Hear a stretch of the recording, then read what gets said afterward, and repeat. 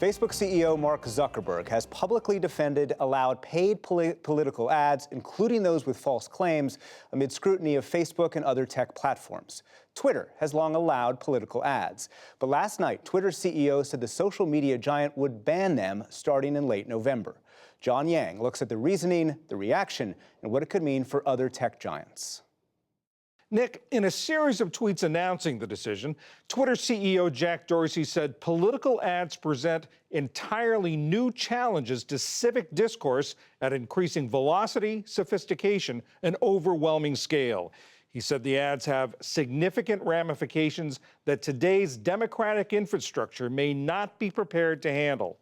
Nancy Scola is senior technology reporter for Politico. Nancy, thanks for joining us. Thanks for having me. So this is a change for Jack Dorsey at Twitter. Why now? Why make this change now? So in a lot of ways, Jack was reacting to a great deal of pressure that's been applied to a different company than Twitter, that's Facebook. There's been this great deal of controversy around Facebook in recent weeks over their policy of not pulling down misleading posts that politicians put up. Jack was reacting to that in a way of saying, we're taking a completely different path, a completely different road than Mark Zuckerberg and Facebook have decided to go down.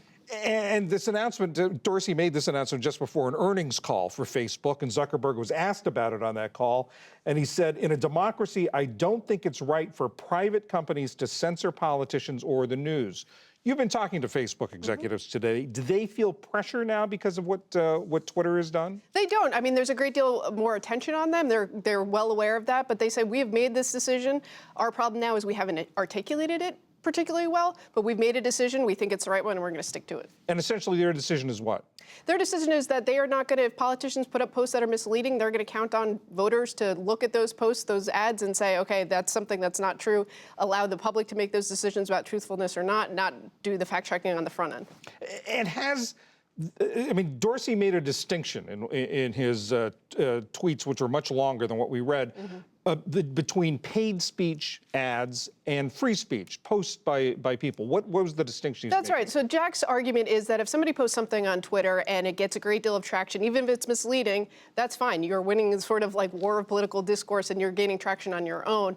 If you're going to pay to promote it, that's sort of a false promotion that Twitter's sort of being, what's the best way of putting it? Twitter is helping to implement, helping to perpetuate your falsehoods. They're not going to play that role. So he's making that distinction of you can't pay to get scale. You have to get scale by actually the value of your message. And what's Facebook's attitude toward what we would call here the free media, the things that people are posting rather than the ads? So Facebook and Twitter actually have a newsworthiness exception. So if you're a politician, a world leader, that sort of thing, they actually allow you to post things that otherwise might be violative of their terms of service. They will mark them on Twitter to say this breaks our rules of service, but it's our terms of service, but it's more important for the public to actually be able to see what their political leaders are posting. So that's the approach that Facebook takes too. They leave it up and they don't pull it down in a way that they might pull down other people's content. Is this sort of two different philosophies on this between Twitter and Facebook? Absolutely. That's actually the really interesting thing we're seeing happening is that I think you mentioned in Jack's tweets, he really kind of referenced Facebook's policy. He didn't mention Mark Zuckerberg by name, but it was clearly a point-by-point refutation of the approach that Facebook has taken on this. And they're really kind of saying, okay, we're two different companies. We have two different ways of viewing the world, and we're going to go down different paths on this. There was some political reaction to this, as you might expect. The Biden campaign put out a statement saying, when faced with a choice between ad dollars and the integrity of our democracy, it is encouraging that for once revenue did not win out, speaking of the Twitter decision. On the other hand, President Trump's campaign manager, Brad Parscale, said, this is yet another attempt to silence conservatives since Twitter knows President Trump has the most sophisticated online program ever known. Are we seeing this rivalry of Twitter versus Facebook becoming political and partisan? Absolutely, and we've seen Facebook again and again be very cautious about being seen by conservatives as somehow biased against them. There's no evidence that they are biased against them, but they've really reacted against that critique that have come from Republicans since the 2016 election. They're really worried about doing anything that might set off those sort of alarm bells. And this started, the debate over all this, we should note, started when Vice President Biden's campaign complained about an ad on Facebook. Yes. And tell us a little bit about that. So there was an ad that the Trump campaign ran that alleged a connection, a nefarious connection between the Biden family and the Ukraine.